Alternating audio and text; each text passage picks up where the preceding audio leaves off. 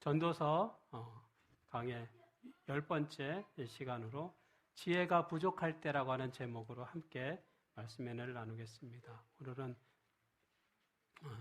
전도서 10장 1절부터 20절 말씀 가지고 함께 은혜를 나누겠습니다.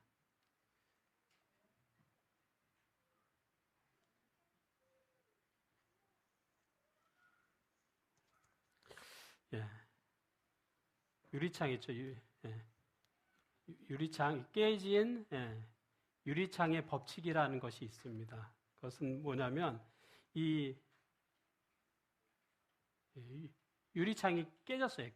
근데 그걸 그냥 내버려두면 그것이 시시한 것 같지만 그 일 때문에 그 주변이 더 범죄가 늘어난다라고 하는 그런 법칙이 있습니다. 어떤 사람이 연구를 했는데 어느 곳에다가 차를 이렇게 뒀어요. 유리창이 깨졌어요. 그 상태로 내버려뒀어요. 그랬더니 시간이 지나니까 어떤 사람들이 와서 이제 여기 그 차 안에 있는 것을 하나씩 두 개씩 다 가지고 가는 거예요. 그 나중에는 이 차가 뭐 가지고 갈 게 없으니까 이제 그 다음에 이 차를 막 이렇게 망가뜨리는 그런 일을 했습니다. 그 다음에는 이 주변으로 해서 사람들이 자꾸 이렇게 범죄를 저지르는 것이 좀씩 늘어나게 되는 것을 연구하게 됐어요. 그래서 처음에는 시시한 작은 일이라고 생각하고 그냥 방치하면 결국에는 그 일이 큰 낭패가 된다라고 하는 것을 보게 됩니다. 작은 일이에요. 뭐 유리창 깨진 거 뭐 작은 일이죠. 뭐 큰 일이 아니죠. 그렇지만 그걸 이렇게 방치했을 때 더 큰 문제가 생기게 된다라고 하는 것이 있습니다. 뉴욕에 저 사람이 뉴욕의 시장인데 이름이 줄리아니라고 하는 이제 시장입니다. 이 사람이 시장에 딱 당선된 후에 뭘 했냐면 그때 이제 범죄가 많은 곳이 뉴욕의 지하철. 그 안에 막 굉장히 지저분하고 그 안에서 여러 가지 범죄가 많이 생겼습니다. 그래서 이 사람이 이 줄리아니라고 하는 이 시장이 한 일이 뭐냐면 이 지하철 안에 있는 사람들이 낙서한 거를 다 지우는 일을 시작한 거예요. 여기 보면은 열심히 이렇게 청소하잖아요. 너무 지저분하고 깨끗하지 않은 거예요. 그러니까 청소를 깨끗하게 하고 막 곳곳에다 낙서 써놓은 거예요. 이런 걸 다 이렇게 지우는 거죠. 다 닦는 거예요. 그랬더니 시민들이 이 일에 대해서 막 불평이 많았습니다. 항의하고 욕했어요. 왜? 지금 뭐 도둑도 많고 강도도 많고 그런데 경찰들이 그 잡는 일이 첫 번째 생각 가져야 되는데 이 시장을 뽑았더니 항상 하는 일이 뭐예요? 그 중요한 일은 하지 않고 두고 지하철에 더러운 거 이렇게 낙서 쓴 거 지우는 일 하고 있는 거예요. 그래서 답답하다고 왜 저거 하냐. 그런데 신기한 일은 지하철에 이렇게 이 낙서 쓴 거를 이렇게 지우고 깨끗하게 하니까 그 안에 지하철 안에 범죄 저지르는 일이 많았는데 이 범죄 저지르는 일이 줄게 됐다는 거예요. 신기하게. 그러니까 시시한 일이라고 생각하고 작은 일이라고 생각했는데 그 일을 통해서 범죄율이 줄어들게 됐다는 거예요. 뉴욕의 범죄율이 높았는데 이 범죄율이 퍼센트가 줄어들게 됐다라고 하는 거예요.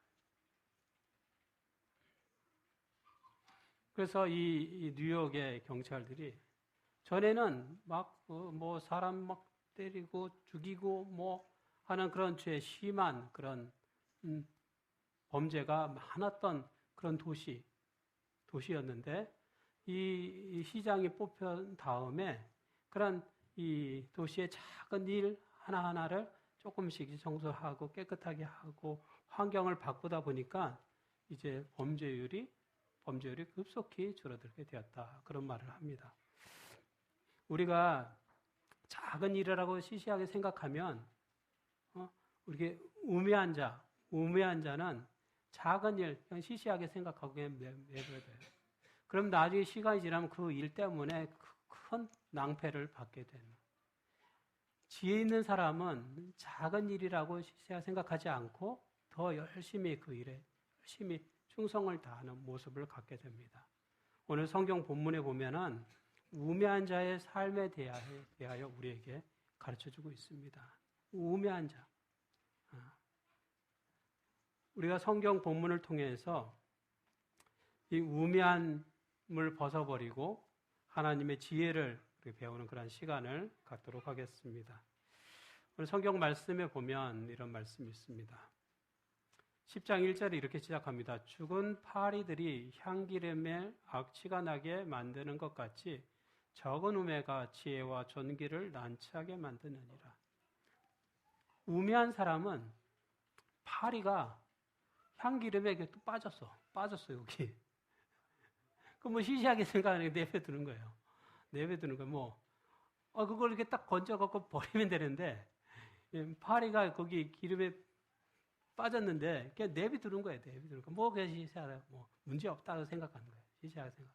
그런데 시간이 흘러가고 나중에 보니까 향이 생겨야 되는데, 거기서 나쁜 냄새가 생기게 됐다는 거예요. 작은 일이 내버려두고 방치하면 결국에는 큰 문제가 생기게 되는 것입니다. 한 번 그 실수 때문에 그런 인생이 무너지는 사람들이 있어요. 그러니까 작은 일이라고 생각하지만 그 일 때문에 나중에 어떻게 돼요? 이렇게 되는? 낭패를 받는 그러한 사람들이 많이 있습니다.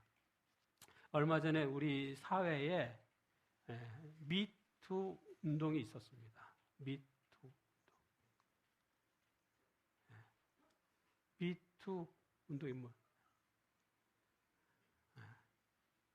미투. 영어 표현인데 나도 똑같다는 거예요. 나도 경험했다는 거예요. 그러니까 전에는 자기가 경험했던 나쁜 그런 경험, 누구로부터 예를 들면 성폭행을 당한다든지 성추행을 당한다든지 이러한 일을 경험했는데 알리지 못했어요. 나는 약자고 저 사람은 강한 사람이니까.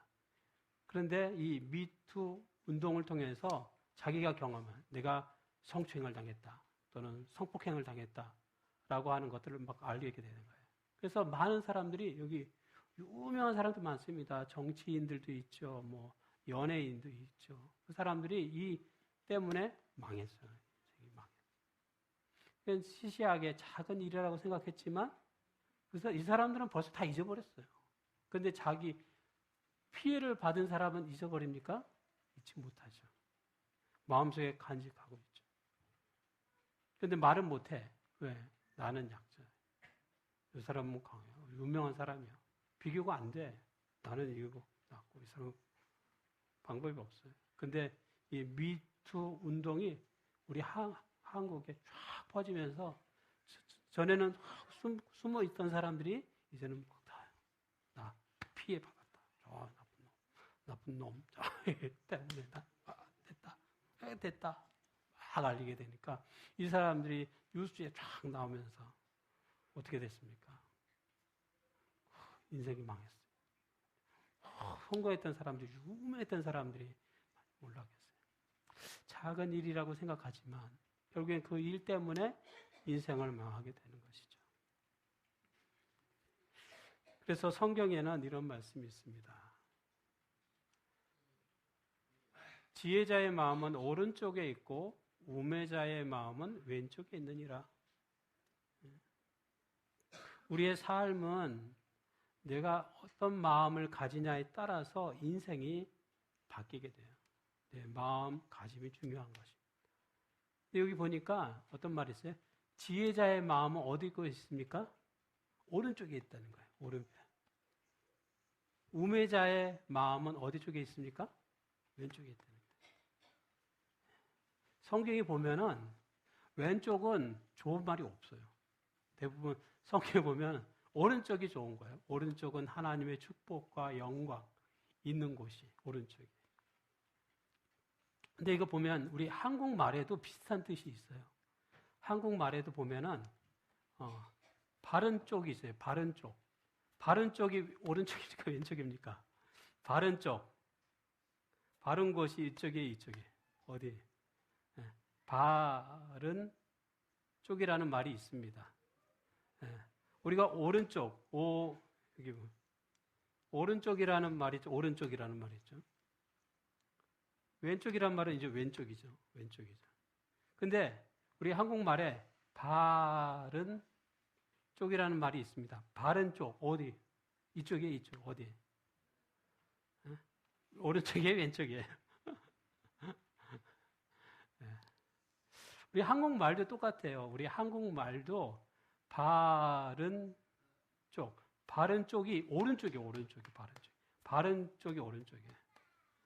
뭐 이렇게 쓸 때 바른 손으로 써라, 바른 손을 사용해서 쓰라 할 때도 어디 쪽에 왼쪽을 쓰는 거니까 오른쪽을 쓰는 거예요, 오른쪽. 그래서 우리 한국 문화에도 보면은 이게 똑같아요. 비슷하죠.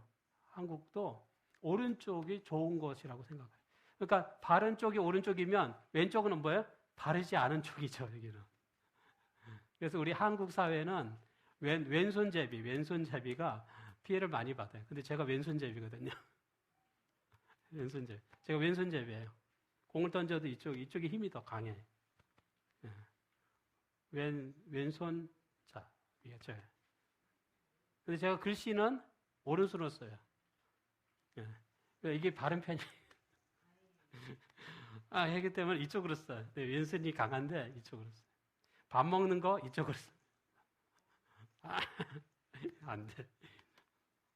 그래서 글 쓰는 거랑 밥 먹는 걸 오른손으로 써요. 우리 한국 문화도 보면은 오른쪽이 좋은 거, 왼쪽은 나쁜 거, 이런 생각을 가지고 있습니다. 그러다 보면은 지혜자의 마음은 오른쪽에 있다. 오른쪽이라고 하는 건 어때요? 오른쪽은 하나님의 축복이 또 하나님의 은혜가 있는 곳이 오른쪽이에요. 그래서 지혜로운 사람은 항상 하나님을 선택하게 돼 있어요.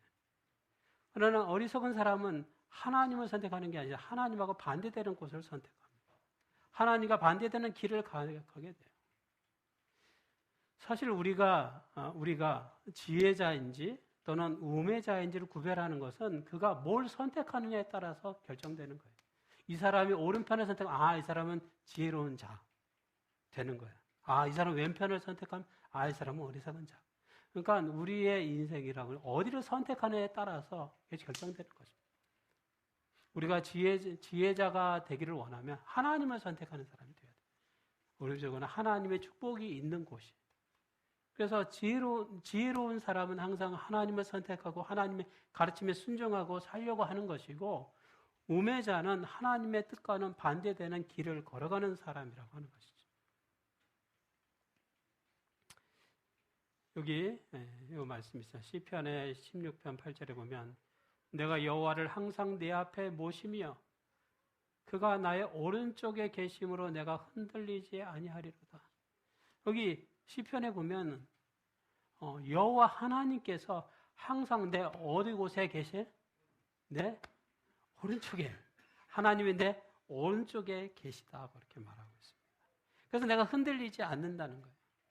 여러분의 오른쪽에 하나님이 계시다고 하는 사실을 기억하기 바랍니다. 우리 삶에 하나님이 나와 관계없이 하나님이 나랑 멀리 계신 것이 아니라 하나님이 내 오른편에 항상 계시다라고 하는 것을 기억하기 바랍니다. 하나님이 내 오른편에 계시기 때문에 내가 흔들릴 필요가 없다는 거예요. 왜? 하나님이 거룩하신 오른손으로 나를 붙잡아 주기 때문에 내가 흔들릴 필요가 없다는 것이죠.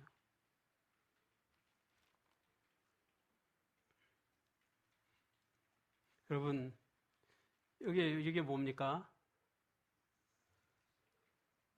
이게 뭐예요? 집신이죠, 집신. 이거 수화로 어떻게 사용합니까? 이렇게. 수화 사전 아무리 찾아봐도 없더라고, 이 집신 수화가. 이거구나. 이렇게 집신이에요? 알았어요. 집신. 이게 새끼 꼬듯이, 이게 볏짚을 가지고, 이렇게 새끼를 꺼가지고 신을 만드는 거죠. 확실하네. 예. 예. 어느 곳에 이제 집신 장사 하는 사람이 있었습니다. 아버지도 집신 장사를 하고 아들도 집신 장사를 했어요. 둘이 똑같이. 근데 아버지랑 아들이 함께 이 집신 장사를 하는데 누가 더 장사를 잘했을까요? 누가? 아버지가 잘했을까? 아들이 잘했을까? 누가 더 장사를 잘했을까요? 아버지가 집신 장사를 잘하는 거예요. 똑같이 볏짚을 가지고 해가지고 신발을 만들어서 내놓는데 아버지도 내놓고 아들도 내놓고 똑같아. 재료가 똑같아. 다르지 않죠. 응? 볏짚을 가지고 새끼를 커가지고 신발을 이렇게 만들어가지고 볏신을 딱 내놓는 거 장사는 딱 올려놔. 싹 싸고 아들도 딱 내놓고 딱 싸서 똑같이 장사를 하는데 아버지 거는 장사가 잘 돼요. 근데 아들 거는 장사가 안 돼. 계속 있어, 여기는.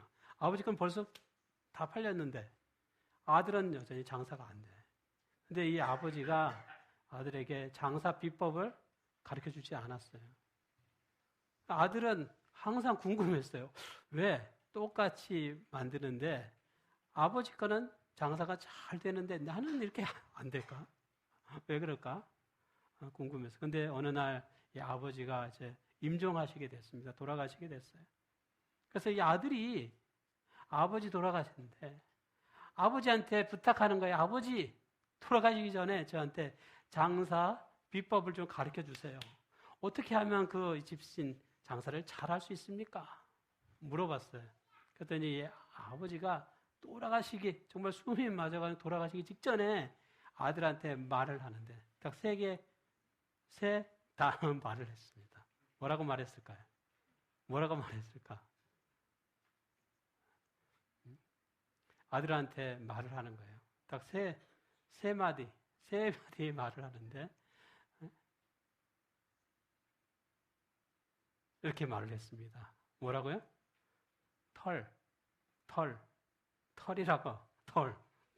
털이라는 말을 했어요. 아들이 처음에는 그 말이 무슨 뜻인지 몰랐어요. 털이 어떻다는 거지? 근데 나중에 보니까 이 아버지는 이 볏짚을 갖다가 새끼를 꺼서 신발을 만드는데 신발을 이렇게 만들다 보면은 그 모양 속에 보면은 여기 막 이렇게 삐죽삐죽 튀어나오는 거가 있죠. 이렇게. 예, 삐죽삐죽 튀어나와요. 그러면 가위를 가지고 깨끗하게 이렇게 삐죽삐죽 튀어나온 걸 깨끗하게 이렇게 다 잘라놓는 거예요. 깨끗하게. 근데 아들은 삐죽삐죽 튀어나와도 그냥 내버려 두는 거죠. 이렇게. 그래서 사람들이 보고 이게 깨끗하고 좋아 보이니까 아버지 거를 이 집신을 잘 사가지고 이렇게 받는 거예요. 어떻게 보면 이 집신에 이렇게 삐죽삐죽 튀어나온 거 이렇게 자르는 거 중요한 일이 아니에요. 시시한 일인데 이것이 장사의 비법이었던 거예요. 그러니까 장사의 비법이라고 하는 게 좀 시시해 보여요. 아주 작은 거죠. 그런데 그것이 중요한 일인 것이었어요. 큰 차이를 만드는 거예요. 작은 일이 큰 차이를 만드는 것입니다. 지혜로운 사람은 작은 일에도 충성한다고 말했어요. 그러나 어리석은 사람은 작은 일을 소홀하게 생각하죠. 성경에도 보면은 너희가 작은 일에 충성했기 때문에 큰 일을 내가 맡겨준다고 말해요. 그래서 우리가 교회 일을 할 때에도 또 우리가 개인적인 어떤 일을 할 때에도 작은 일이라고 생각하지 마시고 정말 작은 일에도 우리가 충성하는 우리 모두가 되기를 바랍니다.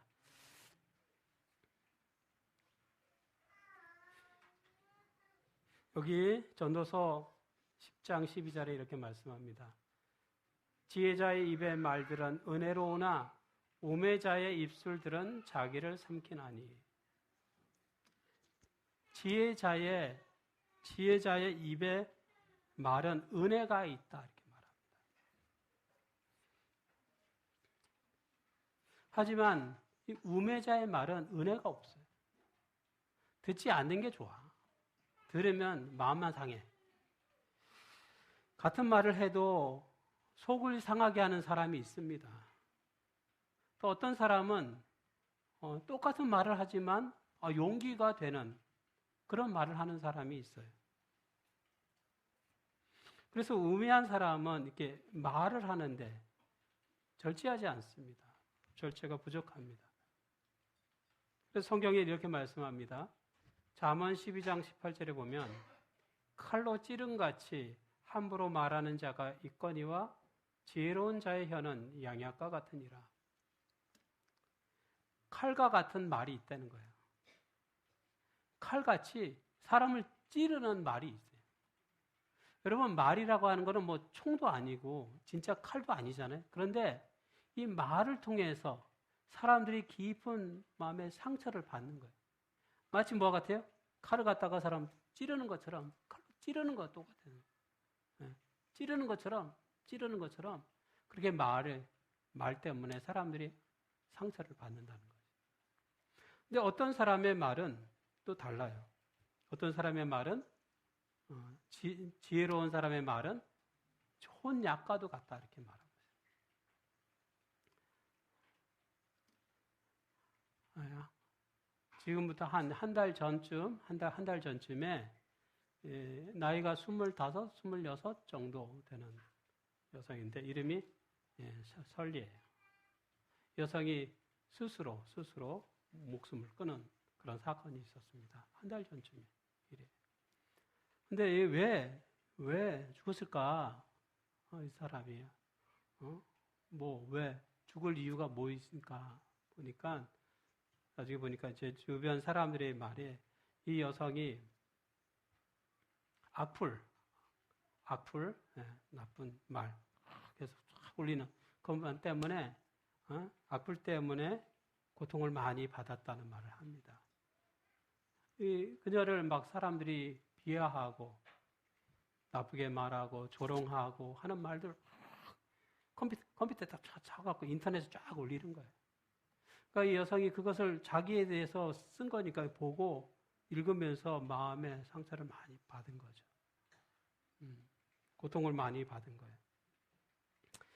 말이라고 하는 것이 마치 칼과 같은 거예요. 칼과 같아서 칼로 사람을 찌를 것 같아요. 나는 그냥 내 생각대로 그냥 인터넷에 문장 이렇게 쳤다고 생각하지만 이 입장에서는 칼로 받은 것과 똑같이 느끼는 거예요.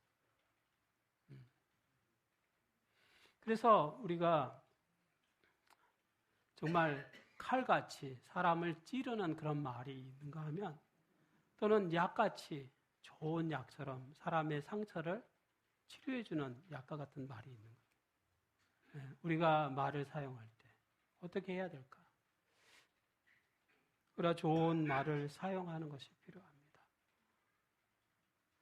어리석은 사람은 말을 통해서 사람들에게 상처를 주고 또 칼같이 사람을 찌르는 말을 하지만 지혜로운 사람은 좋은 약과도 같이 마치 의사처럼 그 상처를 회복시키는 건강하게 만들어주는 말을 사용한다고 하는 것이죠. 우리가 어떤 말을 사용해야 될까요? 어리석은 사람은 우매한 생각을 하고 또 우매한 말을 하고 우매한 행동을 합니다. 그러나 지혜로운 사람은 지혜롭게 생각하고 지혜롭게 말하고 또 지혜롭게 행동하는 것을 보게 돼요. 우리 어떻게 행동해야 되겠어요? 어떻게 말해야 됩니까? 어떻게 생각해야 됩니까? 우리는 우매자의 옷을 벗고 이제 성령께서 인도하시는 성령의 지혜를 받는 우리 모두가 되기를 바랍니다. 하나님께서 우리를 바른 길로 이끄시고 또 우리의 생각과 우리의 말과 행동을 정말 지혜롭게 인도해 주시기를 바라며 오늘 말씀을 마치겠습니다.